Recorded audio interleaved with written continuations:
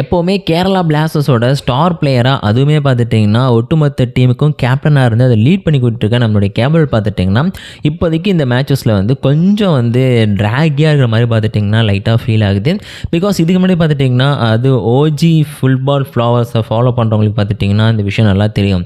அதே Kerala பிளாஸ்டர்ஸோட OG fans எல்லாருமே பார்த்துட்டிங்கன்னா கண்டிப்பாக வந்து நம்ம கேப்டனோட கேம் பிளே, அவருடைய பிளேன்றது எப்படி இருக்கும், அவருடைய டாக்டிக்ஸு எப்படி வந்து ஒரு மேட்சை வந்து அப்படியே அப்சைட் டவுனாக சேஞ்ச் பண்ணுறது, அப்படியே மொத்தமாக சேஞ்ச் பண்ணி எல்லாரையும் ஜெயிக்க வைக்கிறது எப்படின்னு சொல்லிட்டு அவருக்கு ரொம்ப நல்லாவே தெரியும். இந்த விஷயம் நமக்கும் எல்லாருக்கும் தெரியும்.